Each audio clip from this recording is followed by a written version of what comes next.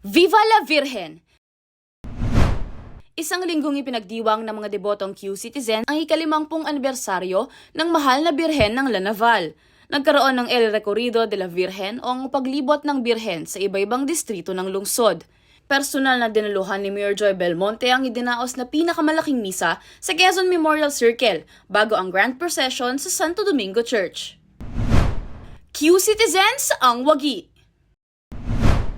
Congratulations sa mga barangay, sangguniang kabataan, youth-based organizations at businesses na kinilala sa kauna-unahang QC Green Awards. Nakatanggap ang mga nanalong Eco Warriors ng check at trophy.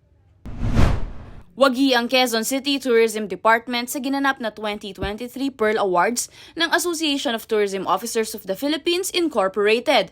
Best Tourism Promotion Video, City Category, ang Quezon City Come Explore and Rediscover Quezon City, habang Best Event Hosting, International Event, sa City Category naman ang Q-Cinema International Film Festival.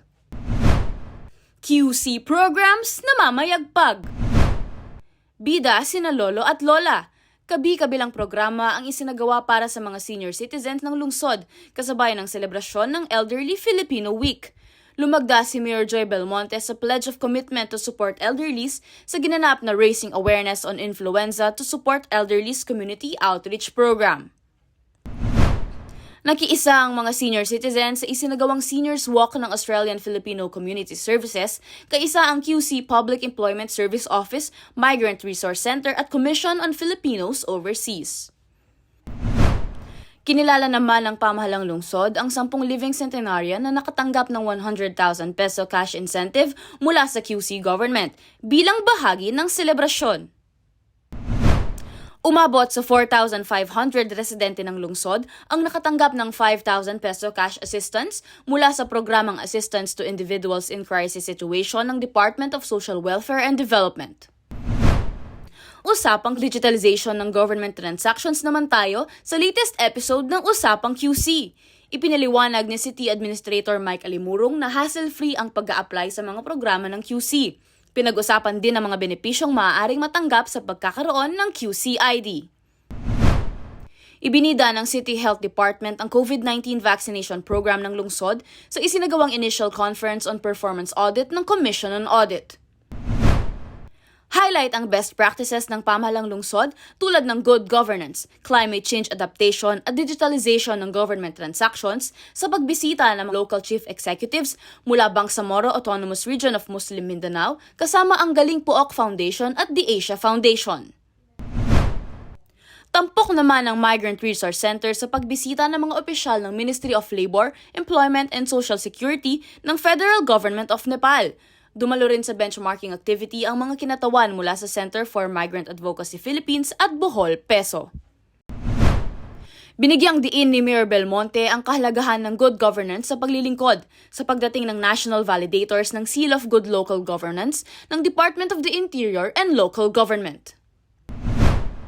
Nag-alay ng bulaklak sa Philippines-Israel Friendship Park sina Vice Mayor Gian Soto, Israeli Ambassador His Excellency Ilan Floss, Danish Ambassador His Excellency Franz Michael Melvin at iba pang delegado para gunitain ang ika-80 anibersaryo ng pag-rescue sa mga Danish Jew mula sa mga Nazi. Ibinahagi ni Business Permits and Licensing Department Head Margie Santos ang mga hakbang ng lungsod para sa automation at digitalization ng government processes sa 26th Civil Service Commission Regional Continuing Professional Education for Human Resource Management Practitioners in Region 1.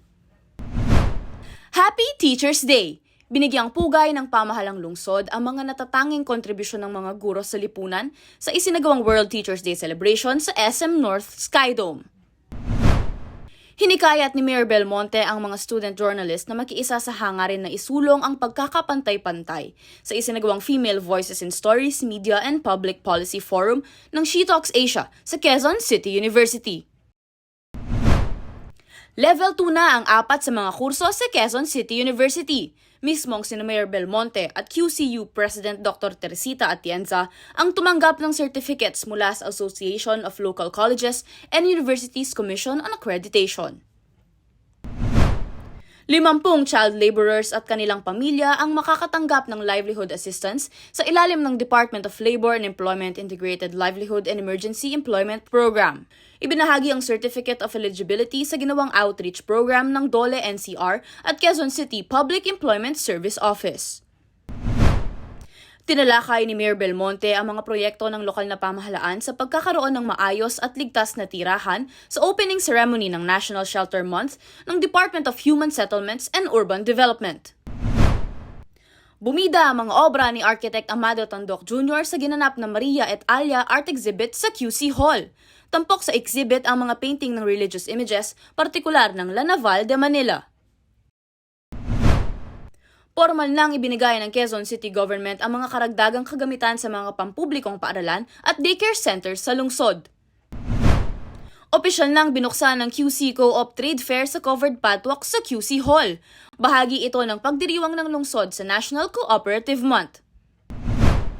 Good Luck Dansa! Nagpakitang gilas muna ang mga miyembro ng dance varsity team ng School of St. Anthony na pambato ng bansa sa International Cheer Union World Cup 2023. Kinilala ng Quezon City Government ang mga pambato ng lungsod na si Jadrel Myra Tadaya ng Quezon City Science High School at ang Payatas Football Club na nagkamit ng karangalan sa mga international competition. Binanggit ni Mayor Belmonte ang mga programa ng QC, kabilang ang para sa mga kababaihan, pagsusulong ng active mobility at active transport, at pagsasaayos ng mga pasilidad at parke sa pagbisita ng mga editor ng Summit Media Publishing.